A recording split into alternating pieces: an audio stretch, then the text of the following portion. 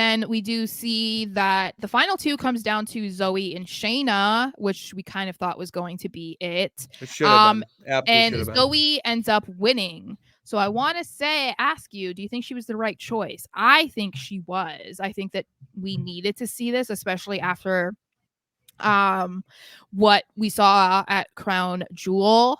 Yeah. No, it Out of makes the sense. people in that match, it felt like the most sense was for Zoey to be the number one contender. And I love how they called back after the match interview. Yeah. Where she She's said like, that I she, hit you with the Z360, girl. and the way Rhea sold it too, like Crazy. it's unbelievable sell. But Zoey Stark, the way they're building her up is to be this, megastar out of NXT, to be a catalyst of the women's division on Raw. And for her to go up against Rhea, like, that's going to be a very good physical match, which they don't have a lot of physical women in the division. And by physical, I mean like they're strikers, like their I feel like, style. I think that they're moving in that direction though, which I think is nice. It feels Oh like they're yeah, moving more in the direction of having like legitimate, strong, and semi-intimidating women. Like they're not all gonna be Rhea Ripley's, but we're no, out of yeah, the era of a bunch of Kellys, which is yeah, nice. and you could, I the example I want to give is Maxine Dupree. She's not a striker, No. but she's good in the ring because she's learning the rest. Like her styles can be the mat and the wrestling stuff, Well, maybe and the high flying. there needs to be a balance. So Exactly. So, and yeah. I like that if for a while it was just more like the mat, whatnot, just because size wise, Zoe Stark isn't the biggest, but you could put her in a match with like Raquel Rodriguez, Rhea, and all that, and it's gonna be a hard hitting, good wrestling match.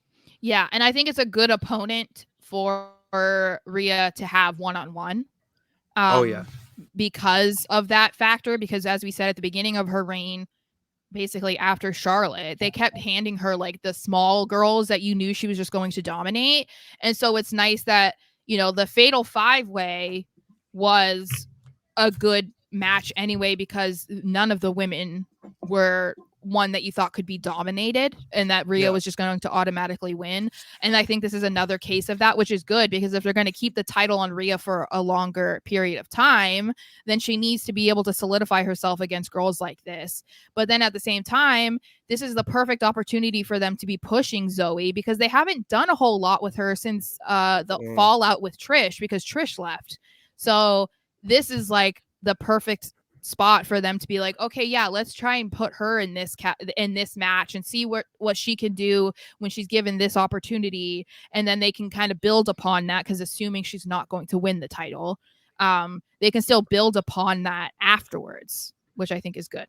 This was the first comment in here, and I just think it's Oh, relevant.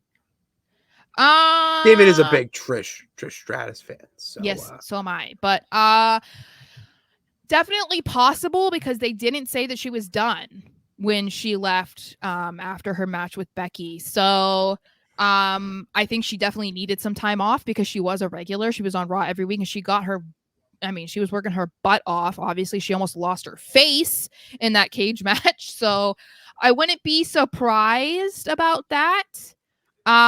Because then, yeah, I think that's another way to propel Zoey into a bigger spot going against Trish. Oh, absolutely.